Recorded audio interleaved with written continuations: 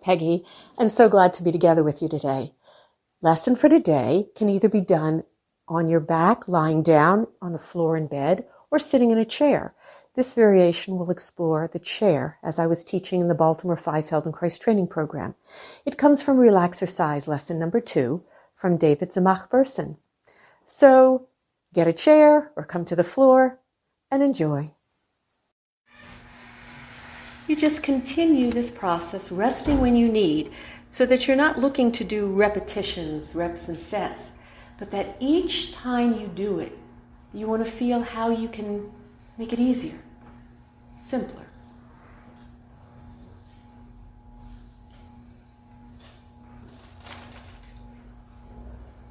Let your arm and your back facilitate the lifting of your leg. And also pay attention to what your right foot does, your right ankle does.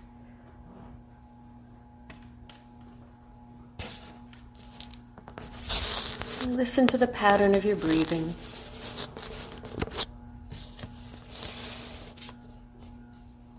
And then you let that go. You just rest, come back to your sitting. If you needed to rest before, what kept you from doing that?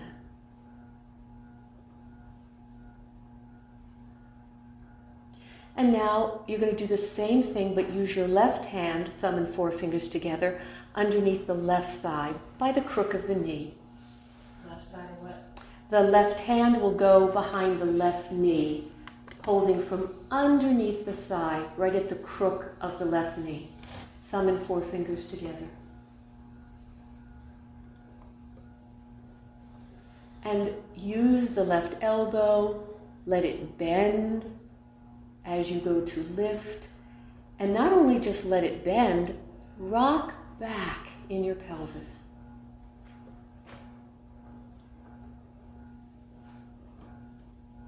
Feel the length of your spine, the softening of the front of you. And you lift where it's comfortable and easy. What does your head do? Is the head folding equally as if the head was coming towards the knee and the knee towards the head? We're not looking for them to touch. Nowhere near touching. But what helps facilitate the lengthening and the rounding of your spine? And your own nervous system is starting to compare which was easier. When you lifted your right leg or your left.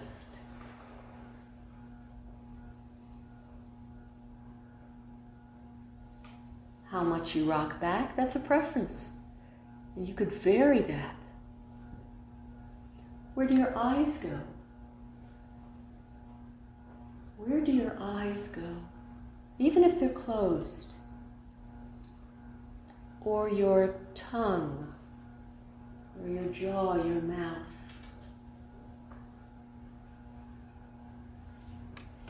And then you pause and rest.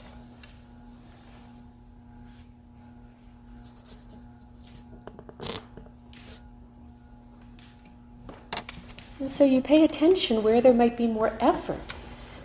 If you notice something feels more effortful, what could you do to lessen that effort?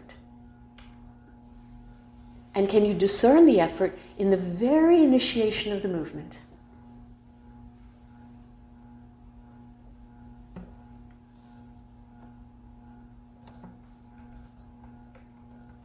Now you're going to use your left hand, thumb and forefingers together, come from the inside between your legs to take the left hand and hold underneath the right thigh. And begin the exploration. Upon an exhalation, rock back. Use your left hand and arm to help lift the right leg. Where does your head go? What's happening in your left shoulder? Think about what we were just doing when you were lifting somebody's shoulder. some of that movement occurring? Where does your head go? Can you feel a little bit of a diagonal? Is your head folding downward so that your spine, all of it, can get long? Again, how far you rock back, that's you. That's your choice, preference of play. Resting as you need. Maybe, if possible, upon the first indication that you feel that was more effort, I held my breath, or something happened that changed the quality of ease, you went, oh, what could I do the next exploration that lessened that sensation of work? And now as you do this, begin to explore what you're doing with your head and your eyes. If there was a laser beam light on your knee, and where else might there be a laser beam light? Your forehead, your nose, your left eye, your right eye. Where are those beams of light going? Are they converging? Or are they shooting off to different places in the room?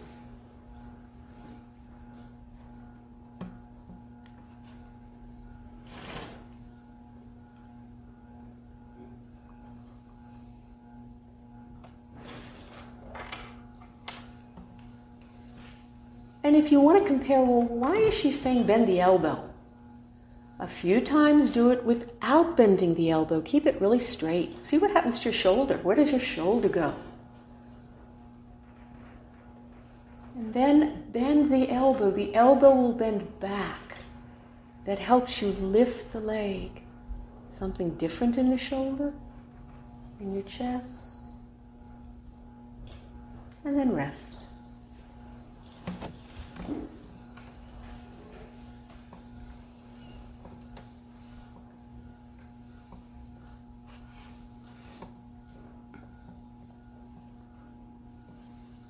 Every time you rest in your neutral, sitting, compare your comfort, your ease of sitting. Is it the length of your spine? What is this lesson beginning to explore and have you experience? And then slowly, with your right hand, thumb and forefingers together, place it underneath, between your legs, underneath the left thigh.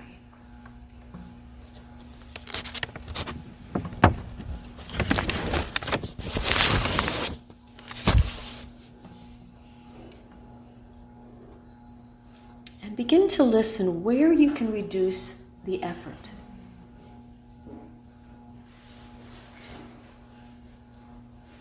If what was most important is your sense of, God, this feels like nothing. It feels so simple and easy, playful. Where would you shift something, your attention, the how?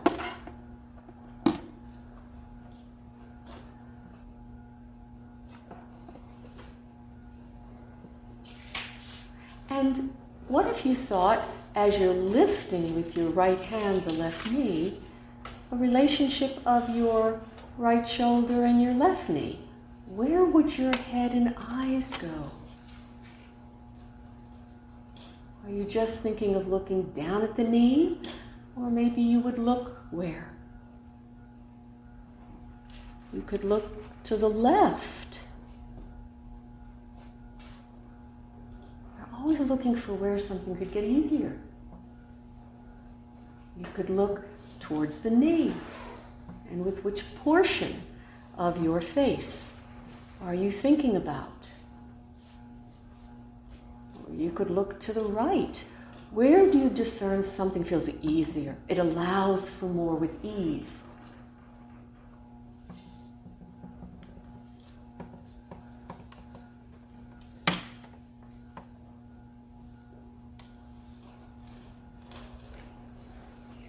So as we're using these different combinations, we're giving our brain pieces to put together, patterns that enable our greater learning of finding ease. Feel for yourself, for you, where something feels easier, but still keep the thumb and the forefingers together.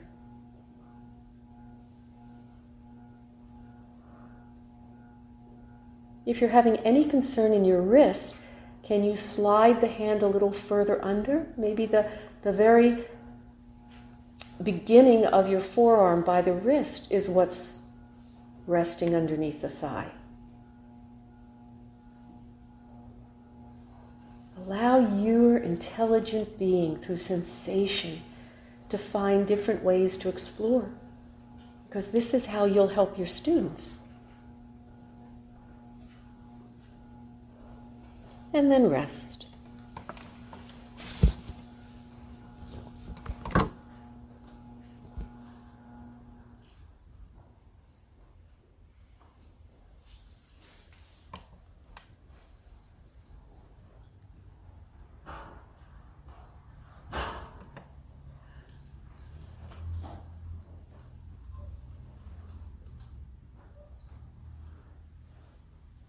How do you take care of yourself in a seated lesson when it's time to rest? So if you were sitting in a chair, you could lean back into the chair. But many of you don't have a chair, so you could lean back into your arms, you could lie down. What would you do to rest if you felt, there are many different variations going on. How do you take care of yourself?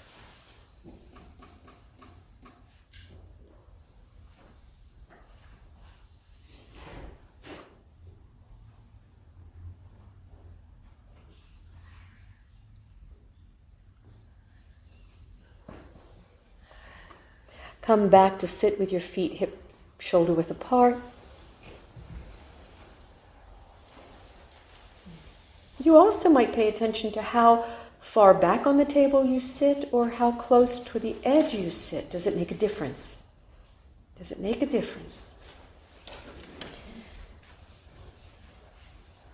You're going to place your left hand, thumb and forefingers together behind the left thigh. So you access it from the outside of the leg, and you place your right hand on the back of your skull. And think not towards your neck or the base of your skull, but look for that fullest, most bulbous portion of your skull, that your palm of your hand really rests. It's not the crown of your head, the back of your head. And then slowly begin the process of lifting with your left hand, your left knee. And as you do that, bring your right elbow forward and think about the relationship of your right elbow and your left knee. Not asking for them to touch. They're just coming towards each other. And feel what your spine needs to do. Rocking back on your pelvis.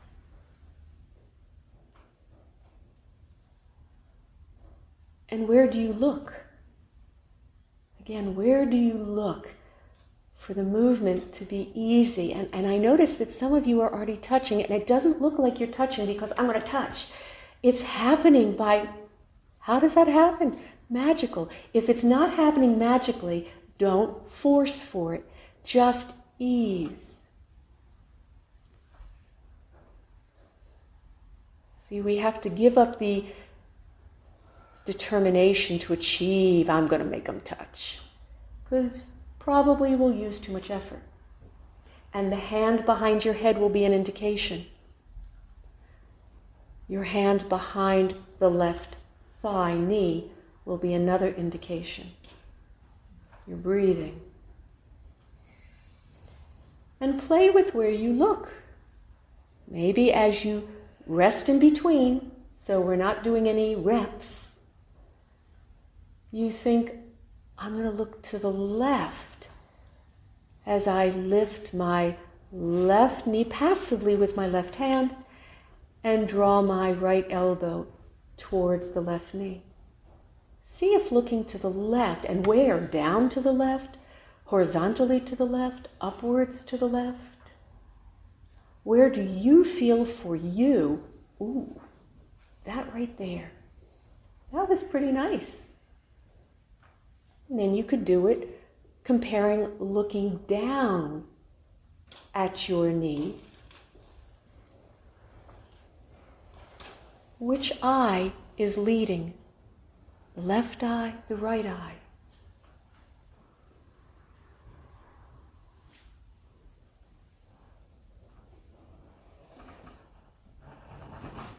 You could also think of looking to the right.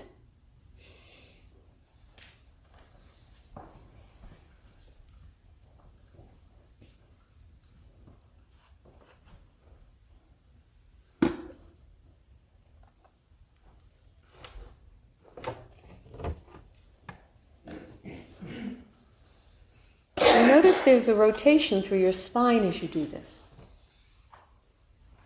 Rest.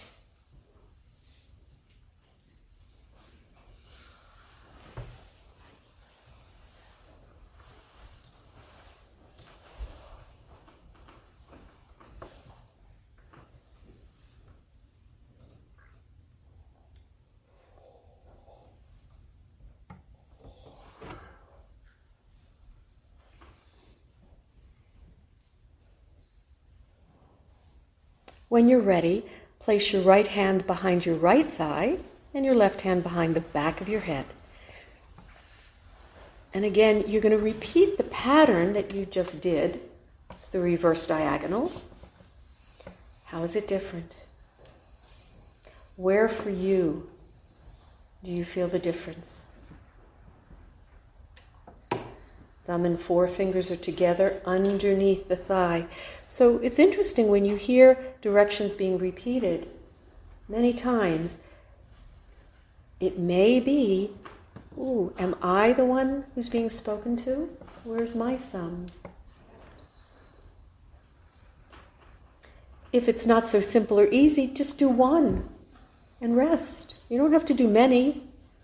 In fact, the quality of how you do one or two is more important than how many you actually do, especially when we lose our awareness of how I'm doing it.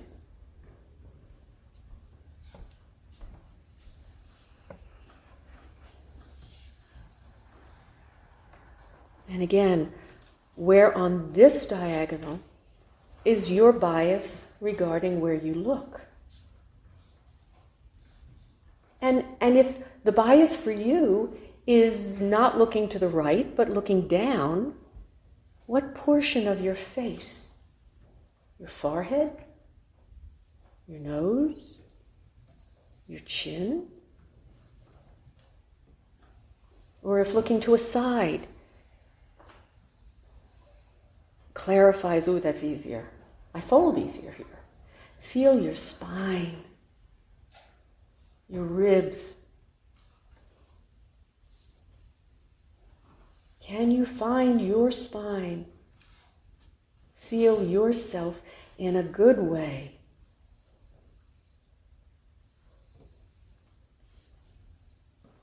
And I see some lovely modifications when the hand behind the head isn't so simple. There's some lovely variations of how you modify, still in the schema.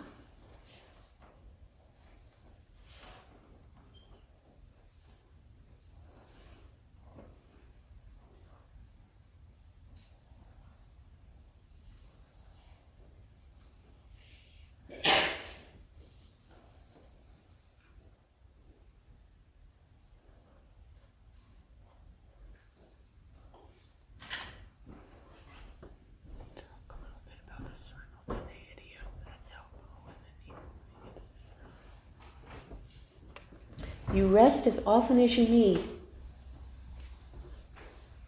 so that the moments of rest where we reduce the effort of just doing it, did you wait until, I really have to rest? Or did you just pause because, well, it's not that I'm not exhausted yet, but I'm just going to help my brain start to reprogram. Come back and explore again when you're ready, this pattern, or you can alternate to the other diagonal, which one was easier. But start to listen if the movements of lifting your knee and drawing your elbow or your face towards each other are simultaneous, or there's a sequence, one and then the other.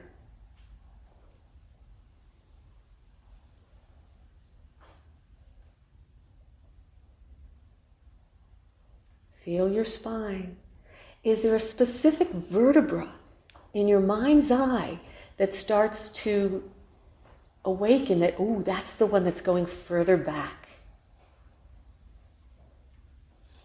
And then could you play with, ooh, is there another vertebra, maybe the one below it or above it, that is the one that's leaning back?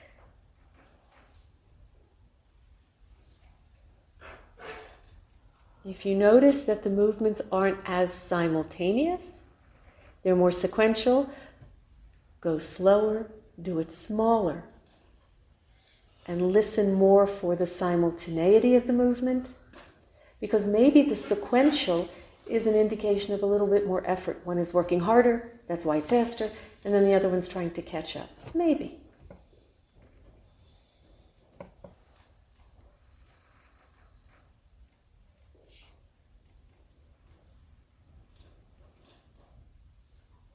And then rest.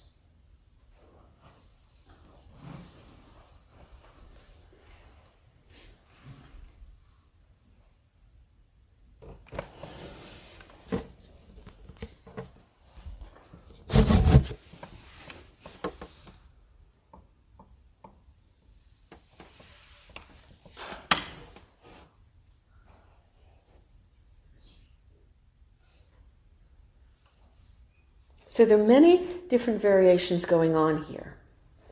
So when you're ready, this variation is you're going to place your left hand behind your head.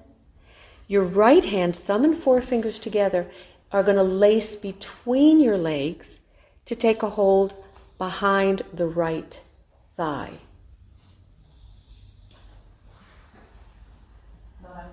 I'm sorry, let me. Your left hand is behind your head. Your right hand is behind the left thigh. Thank you. So there's another diagonal here. And begin to bring your left elbow and your right knee towards each other. When you do that, make sure that your left elbow comes forward. There'll be a sensation in your left wrist.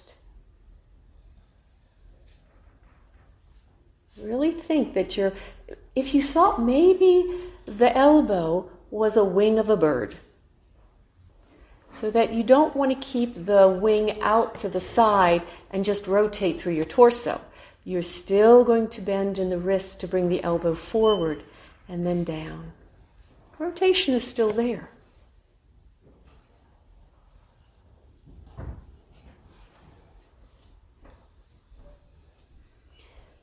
And maybe a couple of times you alternate how you breathe.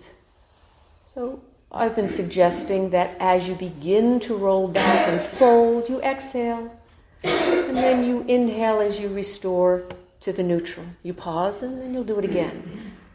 But you'll also do it where you initiate on an inhalation and exhale as you come back to the neutral. So that even though you might already realize, because you're in your third year, you'll have students that will have their own habituation of how they breathe or they think they should initiate a movement. Feel the difference for yourself, why you would suggest one breathing pattern over the other, what's happening in your lungs.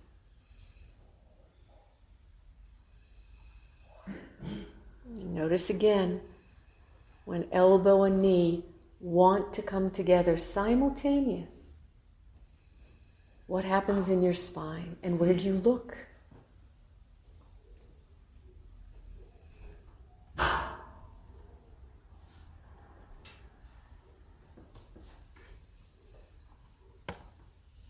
And you pause as you need to. In fact, it's better to just do 1 or 2 or 3 pause. Do another 1 or 2 just to check. If what we're doing is not trying to strengthen muscles, but reprogram our brain, looking for paths of efficiency, ease, comfort. And I believe that many times, as you've read, Moshe will say, oh, do 10, 20, 50 reps. I believe he's saying, first find this path of ease, so that the repetitions that are programming, hardwiring into your brain this pattern, you're doing it with the ease, the quality we're looking for, not the quality of strain and effort that we've so learned in our lives.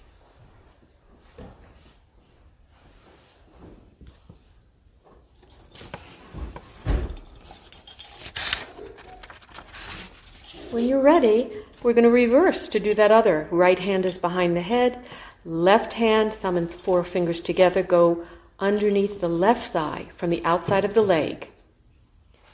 And you're going to direct your right elbow towards the left knee as you bring your left knee towards the right elbow. I'm sorry, thank you, you got it. My dyslexia is showing. Do the opposite. Do the opposite. Okay, so the opposite is your right hand is going to be, let me make sure I'm giving you the right one. Behind the head. Your right hand is behind your head. Your left hand, thumb and forefingers together, are underneath the left thigh. The right. Okay, so I did read the wrong one. Your left hand is behind your head, and your right hand is behind your left thigh. Right thigh.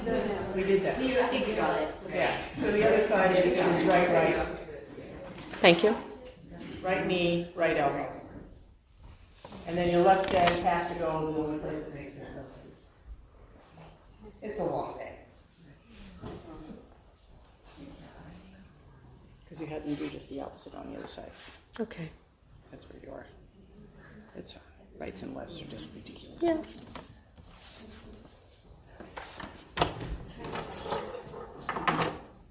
And notice what's different on this pattern.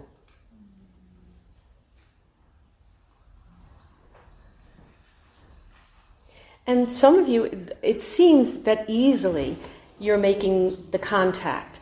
So if you are with ease, you could start to play with where the tip of your elbow touches. Is it touching to the outside of the knee?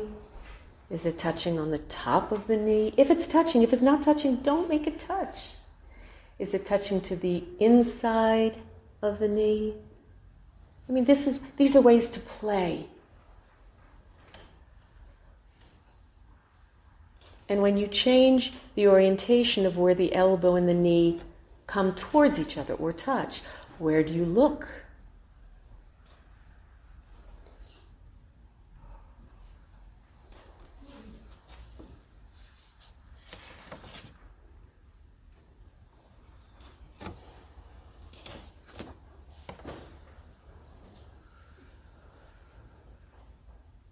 And rest as you need.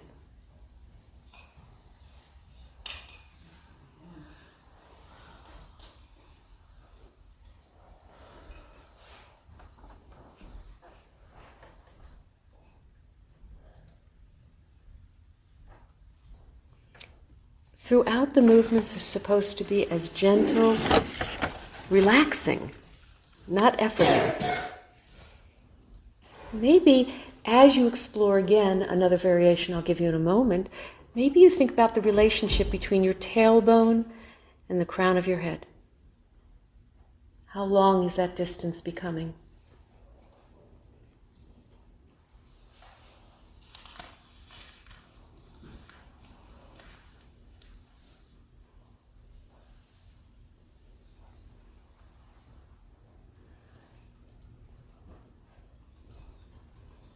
So did we do the pattern of the right hand behind your head and the left hand behind the left thigh? Did we do that one?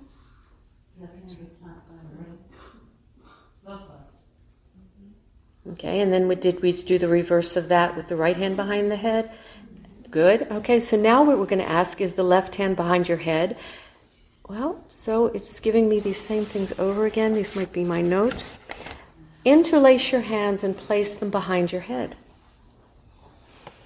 And now this time, if you want, you can leave your feet on the floor. But you can also explore with lifting a leg. Play with it. Very slowly, gently, begin to play with bringing your right elbow towards your right knee. And if you want to lift the right knee of your own accord, or you just want to round and bring the right elbow towards the knee, where do you look? Are you rocking back if you lift the knee? How slow can you go so that it's reversible? And you don't have to touch. Does the right elbow fold forward? What happens to the left? And then you pause a beat or two. And then you direct your right elbow toward your left knee.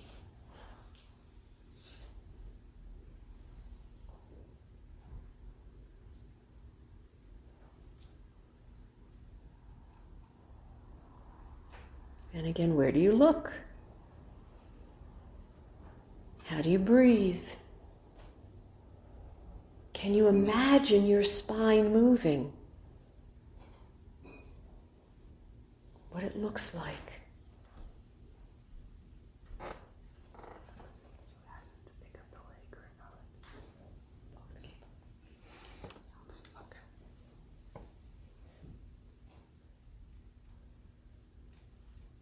What's the difference if you pick up the leg and bring the leg towards the elbow and the elbow towards the knee, or if you keep the feet on the floor? Where is it different? And you pause.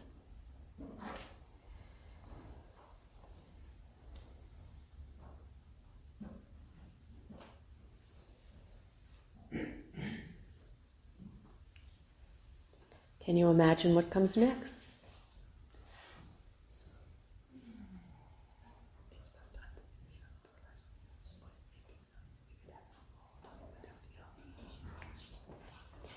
So the next and last one is you'll bring your left elbow to your left knee. But this time, leave your feet on the floor. The rounding of your spine. Can you feel your feet on the floor? If possible, the hands are interlaced behind the back of your skull. Left elbow to left knee. What happens through your feet in the ground?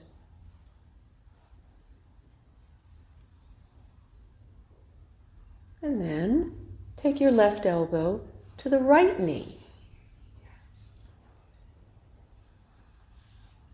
So now this variation, I'm having you keep your feet grounded on the floor.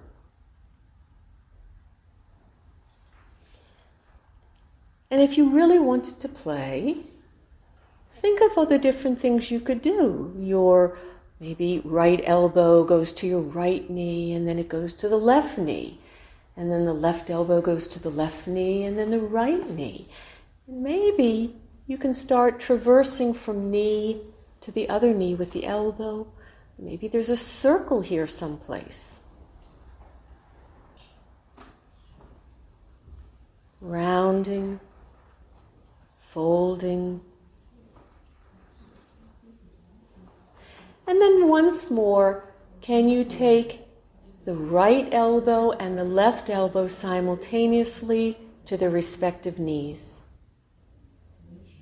Fold the elbows forward. It's not important if the elbows touch the knees. What's more important is your sense of ease and comfort.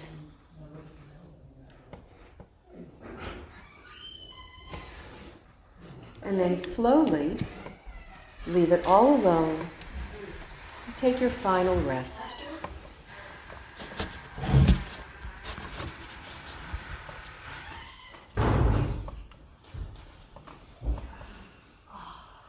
Notice as you sit or lie down or whatever you're choosing to do at the end of a long day, your first day back, notice what you notice.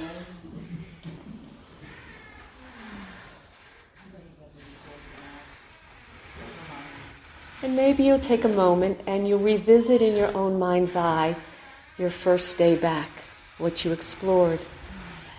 A lesson with Paris on the back, folding ourselves.